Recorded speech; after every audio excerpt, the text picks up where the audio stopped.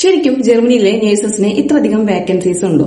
നമുക്കിപ്പോ എവിടെ നോക്കിയാലും ജർമ്മനിയിലെ നേഴ്സസിനുള്ള വാക്കൻസീസ് കാണാൻ പറ്റും. ഇത് ശരിക്കും റിയൽ ആണോ ഫേക്ക് ആണോ? ഇനി വരും വർഷങ്ങളിൽ, അതായത് 2030 വർഷത്തോടു കൂടിയൊക്കെ നല്ല രീതിയിലാണ് നേഴ്സസിന് ഇവിടെ ഷോർട്ടേജ് വരാൻ പോകുന്നത്. അതേപോലെ തന്നെ വാക്കൻസികൾ കൂടും.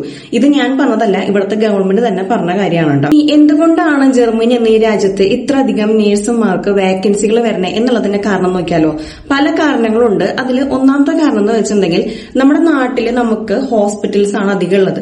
വിരലിൽ എണ്ണാവുന്ന അത്രയും ഓൾഡ് ഏജ് ഹോമുകളാണ് നാട്ടിലുള്ളൂ. പക്ഷെ ഇവിടെ എങ്ങനെയാണെന്ന് വെച്ചിട്ടുണ്ടെങ്കിൽ, ഇപ്പൊ ഞാൻ നിൽക്കുന്ന ഈ ഒരു ചെറിയ സിറ്റിയില് 2 ഹോസ്പിറ്റലാണ് എന്റെ അറിവിലുള്ളൂ.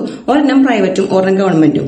ഈ 2 ഹോസ്പിറ്റലിനേക്കാളും അധികം, അതായത് ഈ ഒരു ചെറിയ സിറ്റിയിൽ തന്നെ ഇവിടെ ഒരു 5-6 ഓൾഡ് ഏജ് ഹോമുകൾ ഉണ്ടായിരിക്കും. പിന്നെ ഔട്ട് പേഷ്യന്റ് സർവീസ്, അതായത് വീട്ടിൽ പോയിട്ട് കെയർ കൊടുക്കുന്ന ആ ഒരു വിഭാഗം. ഇനി ഇത് കൂടാതെ ഒരു 10-12 ക്ലിനിക്സ്, ഡോക്ടേഴ്സിന്റെ ക്ലിനിക്സ് തന്നെയുണ്ട്. അതായത് ഡെന്റല്, ഗൈനക്ക്, കുട്ടികളുടെ തന്നെ ഒരു 5-6 ക്ലിനിക്സ് ഉണ്ടായിരിക്കും. പിന്നെ നമ്മുടെ ജനറൽ ഫിസിഷ്യൻ, പിന്നെ കോസ്മെറ്റോളജി, ഡെർമറ്റോളജി, അങ്ങനെ നിരവധി ക്ലിനിക്സും ഈ ഒരു ചെറിയ സിറ്റിയിലുണ്ട്. അപ്പോൾ നമ്മുടെ നാട്ടിലത്തെ ഒരു കൺസെപ്റ്റ് അല്ല ഓൾഡ് ഏജ് ഹോം എന്നത് ഇവിടെ. അതായത് ഇവിടെ ഓൾഡ് ഏജ് ഹോമിലായിക്കോട്ടെ, ഇങ്ങനത്തെ ക്ലിനിക്സിലായിക്കോട്ടെ, റീഹാബിലിറ്റേഷൻ സെന്ററിലായിക്കോട്ടെ, അല്ലെങ്കിൽ ഇങ്ങനെ ഔട്ട് പേഷ്യന്റ് സർവീസിലായിക്കോട്ടെ, ഇവിടെയെല്ലാം നല്ല ക്വാളിഫൈഡ് ആയിട്ടുള്ള, രജിസ്റ്റേർഡ് ആയിട്ടുള്ള നേഴ്സസ് ആണ് വർക്ക് ചെയ്യുന്നത്. നേഴ്സസും അതേപോലെ തന്നെ അസിസ്റ്റന്റ് നേഴ്സസും ആണ് ഇവിടെ വർക്ക് ചെയ്യുന്നത്. അതുകൊണ്ട് തന്നെയാണ് നേഴ്സസിന് ഇത്രയധികം വാക്കൻസികൾ ഇവിടെ ഉള്ളത്.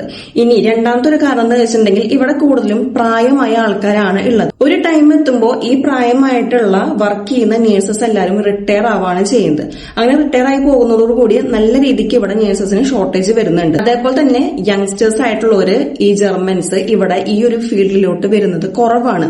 അതുകൊണ്ട് തന്നെയാണ് നമ്മളെ പോലെയുള്ള പുറം രാജ്യങ്ങളിൽ നിന്നും കുറെ അധികം നേഴ്സസിനെ ഇവര് വെൽക്കം ചെയ്യുന്നത്. ഇനി അടുത്തത് നേഴ്സസിന്റെ സാലറി റിയാലിറ്റിനെ കുറിച്ച് പറയാം. അതായത് 4 ലക്ഷം 5 ലക്ഷം തുടക്കത്തിൽ നിങ്ങൾക്ക് ജർമ്മനിയിൽ ഒരു നേഴ്സായിട്ട് കിട്ടും എന്ന് പറയുന്നത് ഫേക്കാണ്. അത് നിങ്ങൾ വിശ്വസിക്കരുത്. കാരണം ഒരിക്കലും ഒരു നേഴ്സിന് സ്റ്റാർട്ടിങ്ങില് 4-5 ലക്ഷം ഇവിടെ കിട്ടില്ല. ഇതേപോലുള്ള രാജ്യങ്ങളോട്ട് നമ്മൾ വരുമ്പോൾ നമുക്ക് ഏറ്റവും വലിയൊരു ബാരിയർ ആയിട്ട് നിൽക്കുന്നത് ലാംഗ്വേജ് ആണ്. ലാംഗ്വേജ് എന്ന് പറഞ്ഞൊരു കടമ്പ നമ്മൾ കടന്നു കഴിഞ്ഞിട്ടുണ്ടെങ്കിൽ നമുക്ക് കുറച്ചും കൂടി കാര്യങ്ങൾ ഈസി ആയിരിക്കും. സ്റ്റാർട്ടിങ്ങിൽ എന്തായാലും നല്ലപോലെ സ്ട്രഗിൾ ചെയ്യേണ്ടി വരും. പക്ഷെ അതെല്ലാം കഴിഞ്ഞൊന്ന് സെറ്റ് ആയി കഴിഞ്ഞിട്ടുണ്ടെങ്കിൽ നമുക്ക് ഈ ഒരു രാജ്യത്ത് നല്ലൊരു ബെറ്റർ ലൈഫാണ് നമ്മളെ കാത്തിരിക്കുന്നത്.